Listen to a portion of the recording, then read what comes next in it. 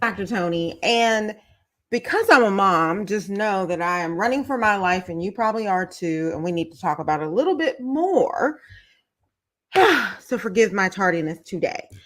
Ladies, I just came from being a speaker at a conference that's for moms who are professional women, because it was a medicine and that's dentistry and physicianhood and pharmacists and the whole nine. That was who was in the crowd.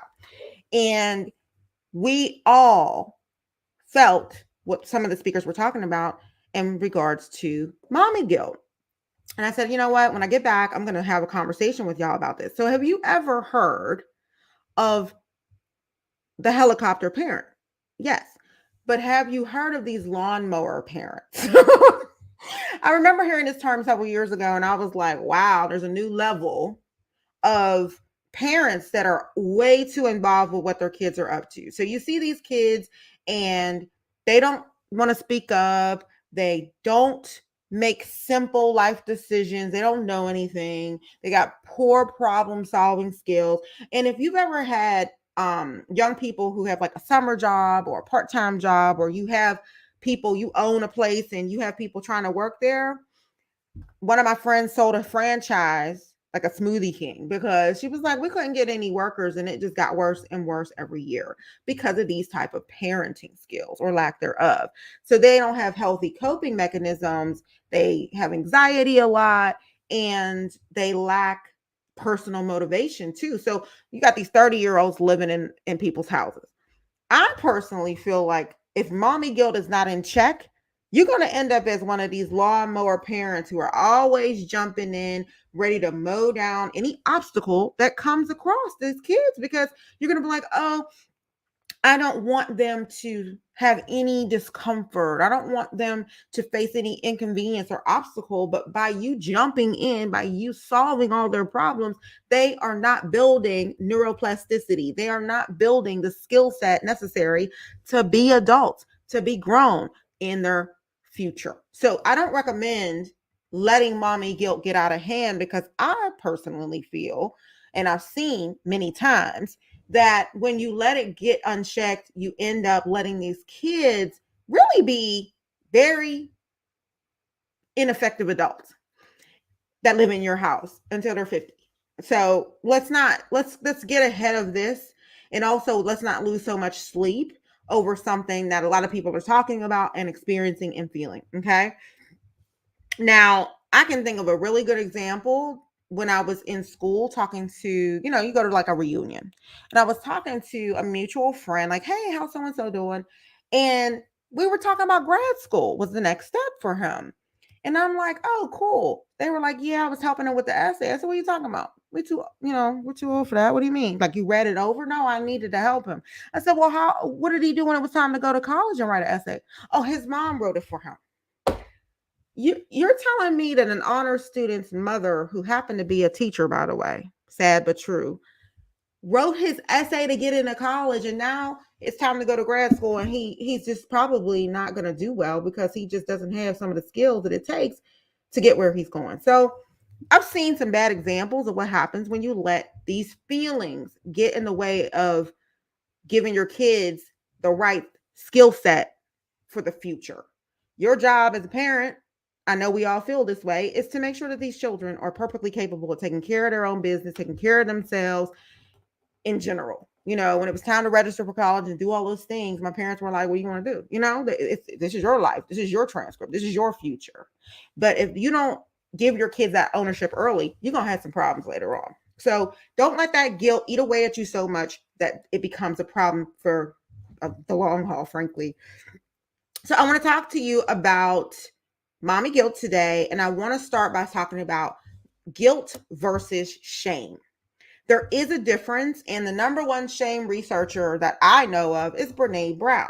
And she talks about guilt versus shame. And she has this quote: if you put shame in a petri dish, it needs 3 ingredients to grow exponentially: secrecy, silence, and judgment. Okay.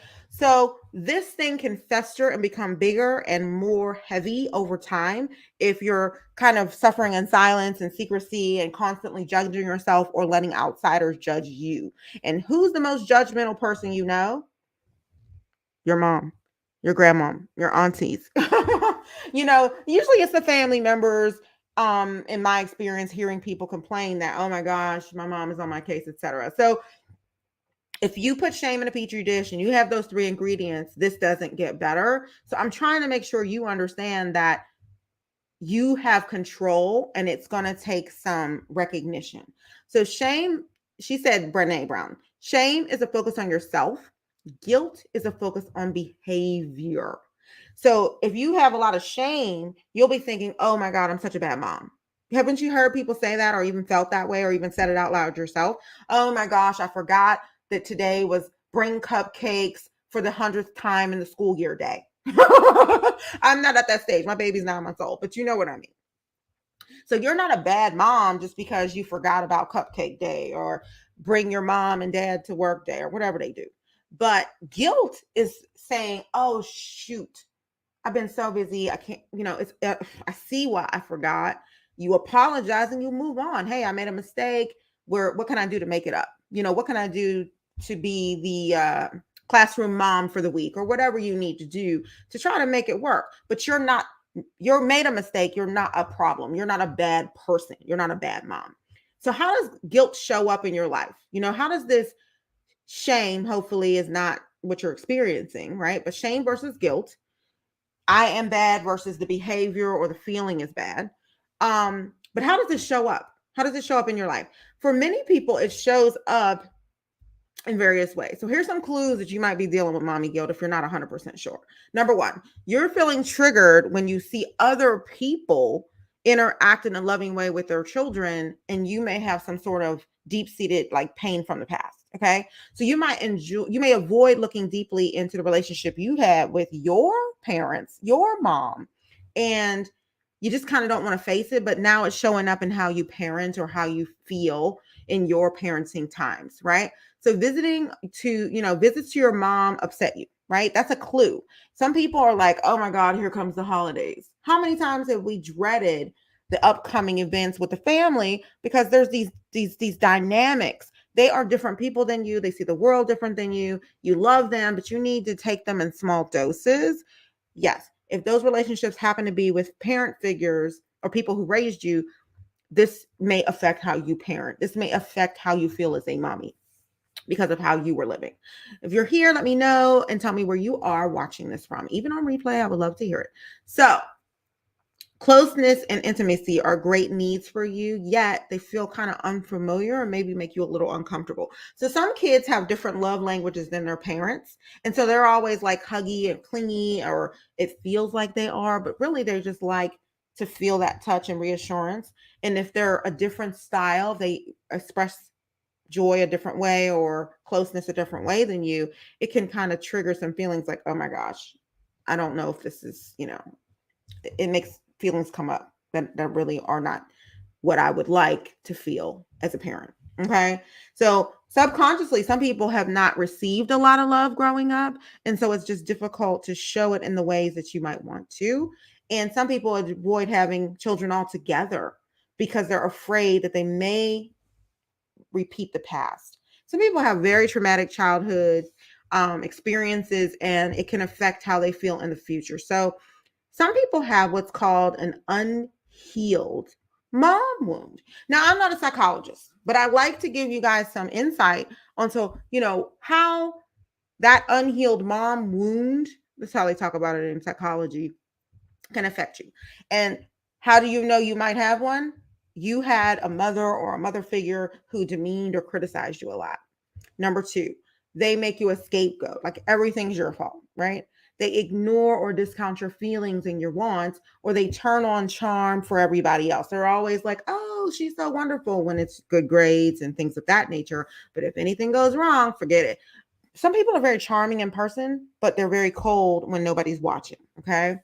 They try to live through you. That teen, that mom who's wearing her daughter's clothes, trying to live through the child and trying to plan her wedding or trying to plan her experiences because she wants to live through that child.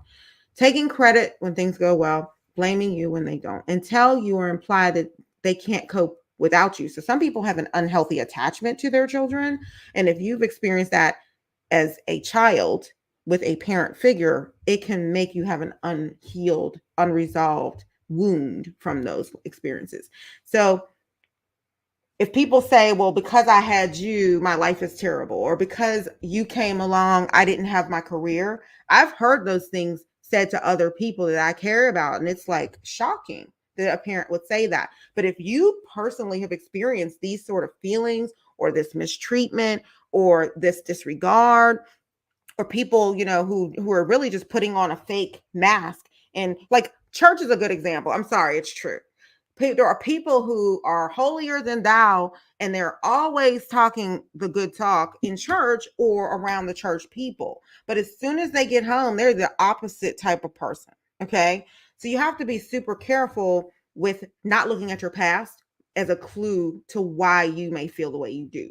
So I just wanted to bring that to your attention because sometimes it's a little deeper than the surface. It's not the typical, oh, I'm a working mom and I feel bad that I have to come home late. This may have some deeper situations that or circumstances that need some attention. So at the conference, I was a speaker on the panel, and I was like, well, there's a difference between coaching and counseling, therapy, because they asked me to define the two. I said, well, coaching is about taking action for the future, and many, many times, 9 times out of 10, therapy is about the past. It's about overcoming something from the past, overcoming your thoughts and limiting beliefs and behaviors, overcoming your upbringing and so forth. So some people really need to spend more time thinking about, well, dang, how was I brought up? How is that related to the guilt I feel now? And is there shame, which is a different level? And I'm over here with these negative thoughts plus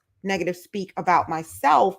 And it's a little bit consistent, a little bit extreme, and you have these feelings of inadequacy. Those moms, when it's their day to bring the cupcakes, there's all these doilies and everything lights up and it's got glitter, and the kids are like, oh my gosh, I like when so-and-so's mom makes sure she brings us those cupcakes.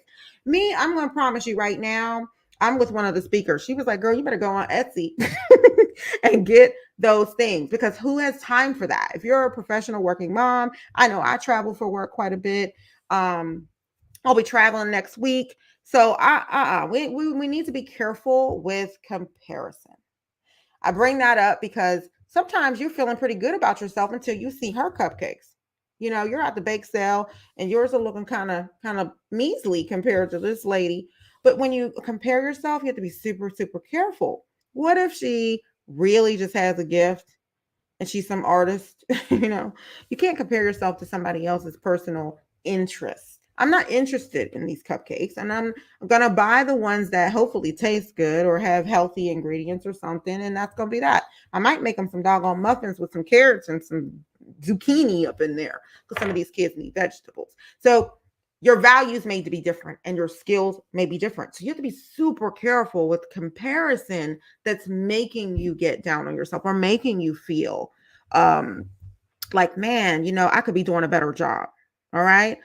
I want to also touch upon the fact that many of us are perfectionists and we can't do what we used to before.